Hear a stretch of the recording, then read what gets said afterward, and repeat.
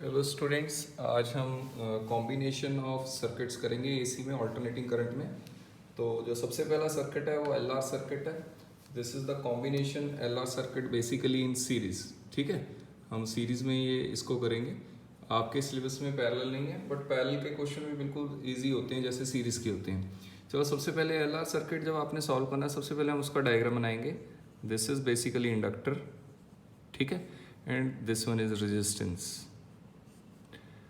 अभी कई बार क्या होता है, वो एलआर सर्किट को सिर्फ ऐसे ही बना देते हैं, लाइक दिस वन। वो सिर्फ ऐसे बना देते हैं और वो कह देते हैं भाई इसके पास इंडक्टेंस भी है और इसके पास रेजिस्टेंस भी है।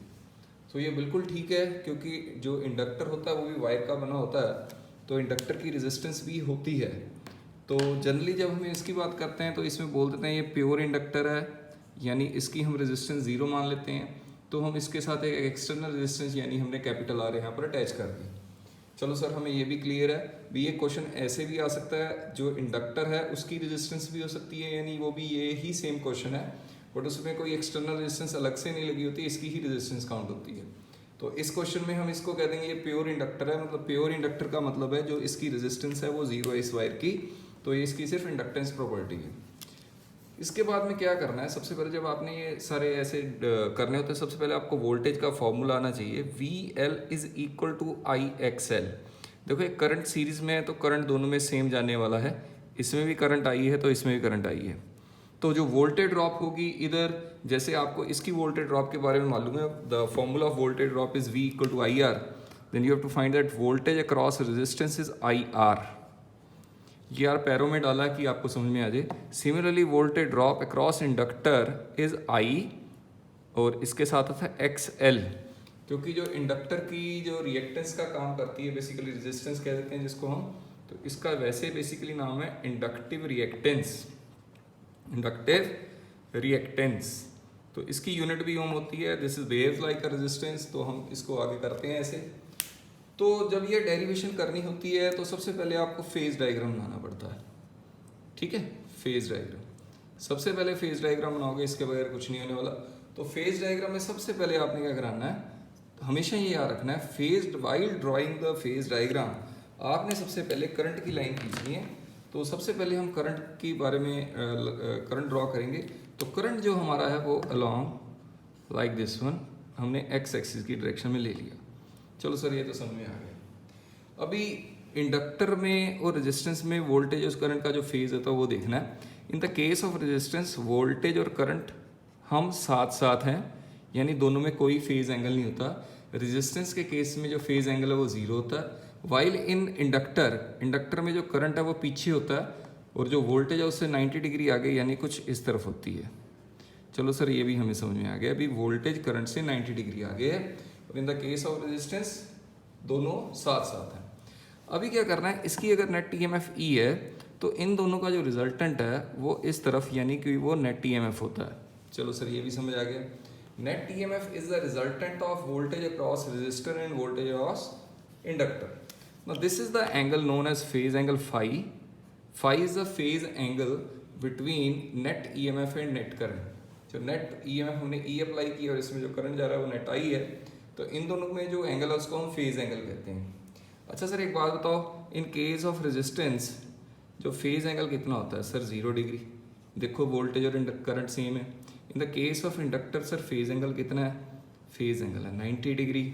ठीक है, देखो ये करंट है और ये वोल्टेज, इन दोनों में 90 डिग्री है। तो जब इन दोनों का कॉम्बिनेशन है, ना 0 डिग्री ना 90 डिग्री, यानी उन दोनों के बीच में, यानी इसकी जो फाई की वैल्यू है दैट लाइज बिटवीन 0 to 90। चलो सर, ये भी समझ में आ गया। अभी हम क्या करेंगे, जैसे हम वेक्टर एडिशन करते हैं, हम इसमें वेक्टर एडिशन करेंगे। तो वेक्टर एडिशन में ई हमारा हाइपोटेनस होगा, और परपेंडिकुलर हमारा वी एल है, और बेस वी आर है। इसमें बिल्कुल कोई कन्फ्यूज़न नहीं होनी सर, बेस करंट है कि वी आर है। देखो, अगर ये वोल्टेज है तो ये वोल्टेज, यानी इसका भी वोल्टेज ही लेंगे, यानी करंट नहीं ले सकते, वोल्टेज ही लोगे। चलो सर, ये क्लियर हो गया। तो अभी वी एल की वैल्यू और वी आर की वैल्यू आपके पास ऊपर लिखी हुई है, तो वो हम पुट करेंगे तो ये आई एक्स एल का होल स्क्वायर आ जाएगा, और ये आई आर का होल स्क्वायर आएगा। चलो सर, ये भी ठीक है, ये भी क्लियर हो गया सर। अब इन दोनों में से कौन सी चीज़ कॉमन आ जाएगी? सर, इन दोनों में से चीज़ आई कॉमन आ जाएगा।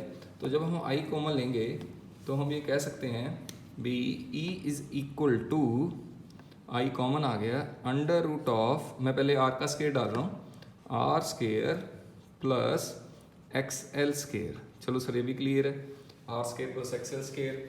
यानी मैं कह सकता हूँ ये जो ई इक्वल टू, ये जो चीज़ है वो एक तरीके की नेट रेजिस्टेंस कह सकते हैं, जिसको हम Z से डिनोट करते हैं। और ये Z रेजिस्टेंस नहीं बोलते इसको, AC सर्किट में इसको इम्पीडेंस कहते हैं। ठीक है sir. What is the unit of impedance? Sir इसकी यूनिट भी ओम होती है। चलो ये भी क्लियर हो गया। यानी मैं एक बात बताता हूँ आपको, इंडक्टर के केस की रेजिस्टेंस को इंडक्टिव रिएक्टेंस कहते हैं, वायर की रेजिस्टेंस को रेजिस्टेंस कहते हैं, और इन दोनों के सीरीज या पैरेलल कॉम्बिनेशन को इम्पीडेंस कहते हैं। तो ये आपने Z का फॉर्मूला आपको याद होना चाहिए हर टाइम। यानी the final formula of Z is known as under root of R square plus XL square. चलो सर ये क्लियर है। What is the phase angle between EMF and current? There number of method, बस generally we have to find the tangent phi. Then tangent phi is perpendicular upon base VL upon VR, VL upon VR। What is the value of VL? Sir VL की value तो IXL है, तो IXL डाल दो उसको। This one is IXL and this is IR, and I get cancelled.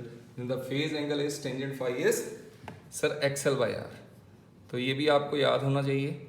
इसके अलावा एक चीज़ और बहुत कॉमन यूज होती है इन सर्किट्स में, that is known as cos phi, that is known as power factor. तो वो भी आपने याद करना, मैं इस तरफ लिख रहा हूँ cos phi क्या होगा? देखो परपेंडिकुलर अपॉन बेस के perpendicular upon hypotenuse. Sir perpendicular upon hypotenuse, तो यानी वो VL बाई, चलो इसको ऐसे नहीं, आप दूसरे तरीके से देखते हैं, आपको थोड़ा टफ लगेगा नहीं तो। मैं इसको अब थोड़ा सा रब कर रहा हूँ। एक चीज़ आपने देखनी है, अभी मैंने क्या करना है, मैंने ना एक ट्राइंगल बनाना है जिसको हम इम्पीडेंस ट्राइंगल कहते हैं। कौन सा ट्राइंगल? Impedance triangle. तो सर वो कैसे ड्रॉ करते हैं इम्पीडेंस ट्राइंगल?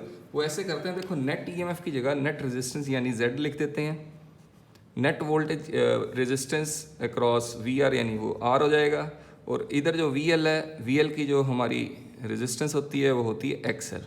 तो हमने ऐसे ड्रॉ कर दिया। और अगर इसका हमने ट्राइंगल बनाना है तो हम जानबूझ के इसके एक पैरेलल लाइन खींच देते हैं, जो कि बिल्कुल ऐसे अगर जोड़ें तो ये XL है तो ये भी XL हो गई। यानी हम इसको कह देते हैं this is known as impedance triangle, this angle is phi. ठीक है। नाउ इम्पीडेंस ट्राइंगल में cos phi अगर आप कैलकुलेट करते हैं तो cos phi base upon hypotenuse that is R by Z होता है, और यानी cos phi Z की वैल्यू हमें याद है जो इतनी है, under root of R square plus XL square. चलो सर ये क्लियर हो गया हमें, तो ये टॉपिक हमें क्लियर है। तो what is the basically value of phi in this case? The value of phi lies between, किसके किसके बीच में लाई करेगी sir? The value of phi lies between 0 and 90 degree. तो चलो इसके अभी छोटे से क्वेश्चन देख लेते हैं इंडक्टेंस एंड रिएक्टेंस के। तो हम न्यूमेरिकल पे जाते हैं। तो हमने बेसिक फॉर्मूले सारे याद कर लिए हैं इसके। चलो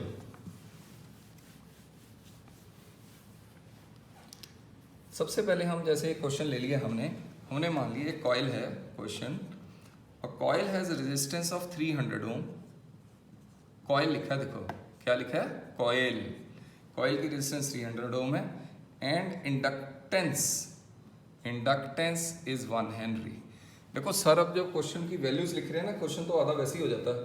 इंडक्टेंस आपको पता होना चाहिए, L से रिप्रेजेंट किया जाता है। Connected across an alternating voltage of frequency दे दी उन्होंने 300/2 पाई हर्ट्ज, इतनी फ्रीक्वेंसी उन्होंने दे दी है। Calculate phase difference between voltage and current, यानी E एंड I में जो एंगल है वो फेज डिफरेंस होता है, वो आपने कैलकुलेट करना है। तो देखो क्वेश्चन की लैंग्वेज से क्वेश्चन की वैल्यूज पिक करनी है, वो आपने करनी है। तो अभी मैं पूरा क्वेश्चन नहीं लिख के दिया आपको, लेकिन आपको समझ में आना चाहिए भी ऐसे कैसे करना है। ठीक है। अभी देखो आपको 2 फॉर्मूले मालूम है, चाहे आप टेंजेंट फाई से निकाल लीजिए, क्योंकि ये LR सर्किट है, L और R का सर्किट है। L और R के सर्किट में आपने जब क्वेश्चन करना है तो ये tangent phi XL by R होता है, जहाँ cos फाई तो हमेशा ही सर R बाई Z होता है। किसी से भी आप इसको कैलकुलेट कर सकते हैं, लेकिन सबसे पहले आपको XL बाहर निकालना पड़ेगा अलग से। XL का सर फॉर्मूला होता है ओमेगा L, और ओमेगा का सर फॉर्मूला होता है 2 पाई न्यू। तो पहले आप सबसे पहले क्या निकालेंगे, XL को कैलकुलेट करेंगे। तो जो XL की वैल्यू आएगी उससे आगे क्वेश्चन सॉल्व होगा। हमने मान लिया जो एक्सेल है 2 पाई, फ्रीक्वेंसी की वैल्यू कितनी दी है आपको 300/2 पाई, यानी इसकी जगह 3 यानी 2 पाई 300/2 पाई इंटू एल की वैल्यू है 1, यानी 2 पाई ने 2 पाई को काटा, यानी हमारा आंसर ये आ गया 300, यानी एक्सेल की वैल्यू 300 आ गई। इसमें डालते हैं, इजी लग रहा है थोड़ा। एक्सेल 300 है, आर की वैल्यू भी 300 है, यानी हमारा टेंजेंट फाई 1 आ गया, यानी हमारा फाई 45 डिग्री आ गया। यानी अगर मैं कहूँ हमारा जो फाइनल एंगल है ई और आई के बीच में वो कितना है सर, वो 45 डिग्री है। This is the phase angle. चलो सर ये हमें क्लियर है भी इन दोनों में फेज एंगल ये है। तो इंडक्टर में देखो जनरली क्वेश्चन तो सिंपल ही आता है, लेकिन जब इसका एक जो मेन क्वेश्चन है इंडक्टेंस का वो ऐसे आता है भाई वो डीसी भी सोर्स देंगे और आपको एसी भी सोर्स देंगे। जब डीसी और एसी सोर्स के कॉम्बिनेशन में क्वेश्चन आएगा तो वो कैसे करना है वो हमने देखना है, ठीक है। The next question is important one. तो इसमें क्वेश्चन ने क्या है, थोड़ा सा क्वेश्चन जरूर लिखेंगे इसका। वो कहता है एक coil when connected across a coil connected to 10 volt DC supply. Now this is a 10 volt DC supply. Draws a current of 2 ampere. Draws a current of 2 ampere. मतलब 2 एम्पियर का करंट जा रहा है उसमें, ठीक है। नाउ उन्होंने क्या कर दिया, when it is connected across a 10 volt 50 hertz AC 10 volt 50 hertz AC supply,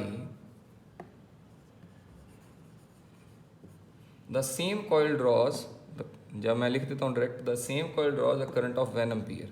यानी जब AC जा रहा है, AC अप्लाई किया तो 1 एम्पियर जा रहा है, जब DC जा रहा था 2 एम्पियर जा रहा था। वो कह रहा है एक्सप्लेन, पहले तो ये बताओ why it draws lesser current, क्यों भाई ऐसा क्यों हो रहा है। पहला तो क्वेश्चन यही आ गया भी क्यों वो लेसर करंट ड्रॉ कर रहा है। सेकंड केस में, सेकंड ये है determine self inductance of the coil, determine self inductance of the coil. दूसरी चीज़ उसने कहा भाई सेल्फ इंडक्टेंस फाइंड करो। उन्होंने क्वेश्चन को थोड़ा इजी कर दिया, उन्होंने पाई की वैल्यू 3 दे दी, ठीक है। तो ये क्वेश्चन कैसे करना है, बड़ा ही सिंपल है। सबसे पहले हम क्या करेंगे, एक डीसी का सर्किट बनाते हैं। सपोज ये मैंने मान लिया this is a DC circuit. Oh sorry, इधर मैंने सर ने पता क्या गलती की है, सर को कॉइल बनानी चाहिए। ये कॉइल है, ठीक है, एक सर ने डीसी का बना दिया। अब देखो एक कॉइल के पास ना, इसने कई देर भी लिखा ये प्योर इंडक्टर है, यानी इसके पास इंडक्टेंस भी है और इसके पास रेजिस्टेंस भी है। तो यहाँ पर कंफ्यूजन, सर इसके पास इंडक्टेंस तो है, रेजिस्टेंस कहाँ से आई। बेटा कॉइल के पास रेजिस्टेंस वायर ही है। कॉइल इज ए जनरली देखो सीधी तार है, उसको हम वायर बोलते हैं, जो गोल गोल घूमते हैं हम उसको कॉइल कह देते हैं। इसके पास दोनों प्रॉपर्टी हैं, तो सर लिखा तो कॉइल ही है। तो अब ध्यान से सुनो, जब हम डीसी अटैच करेंगे तो अगर एक्सेल की वैल्यू कैलकुलेट करें तो एक्सेल का फॉर्मूला है 2 pi nu L. Omega L है ना, ओमेगा की जगह 2 पाई न्यू एल डाल सकते हैं। अब फ्रीक्वेंसी ऑफ डीसी कितना होता है सर, 0, यानी एक्सेल कितना हुआ 0। यानी फर्स्ट केस में जब हमने डीसी सोर्स कनेक्ट किया तो एक्सेल नहीं है, तो यानी जो भी इसकी वोल्टेज है जहाँ इसका जो करंट है इधर सिर्फ ऑफ रेजिस्टेंस ही अकर होगी। यानी हम पहले केस में 10 वोल्ट सप्लाई थी, हम 10 वोल्ट लिखेंगे। करंट 2 जा रहा था सर, 2 जा रहा था। V equal to I, R कितना है सर, आर है कि आर के साथ एक्सेल भी है। सर आर के साथ एक्सेल नहीं है क्योंकि डीसी में एक्सेल 0 होता है। चलो सर ये हमें समझ में आ गया भी डीसी में एक्सेल 0 होता है, यानी आर की वैल्यू कितनी आ गई 5। यानी पहला जो सर्किट था जिसमें हमने डीसी कनेक्ट किया था इंडक्टर के साथ, वो हमें सिर्फ रेजिस्टेंस कैलकुलेट करने में मदद करेगा। यानी इंडक्टेंस है तो है, लेकिन डीसी सर्किट में इंडक्टेंस की वैल्यू जो इंडक्टिव रिएक्टेंस है उसकी वैल्यू फ्रिक्वेंसी के कारण 0 आ जाती है। यानी मैं कह सकता हूँ इसमें सिर्फ रेजिस्टेंस ही अगर होगी जो इस इंडक्टर की होगी, तो उसकी वैल्यू हमने 5 निकाल ली। चलो अब हमने क्या कर दिया, अब एसी से कनेक्ट कर दिया।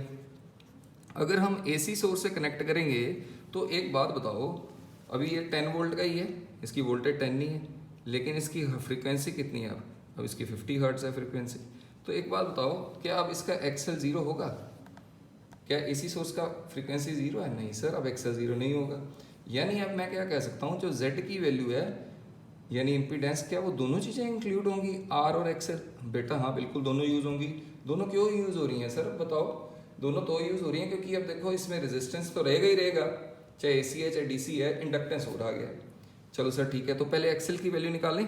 एक्सेल की वैल्यू 2 पाई, फ्रीक्वेंसी है 50, जो L की वैल्यू है हमें क्वेश्चन में गिवन है कि नहीं गिवन वो चेक कर लीजिए, वो नहीं गिवन वो उसने निकालने के लिए कह रहा है, इसको मैं इधर छोड़ देता हूँ।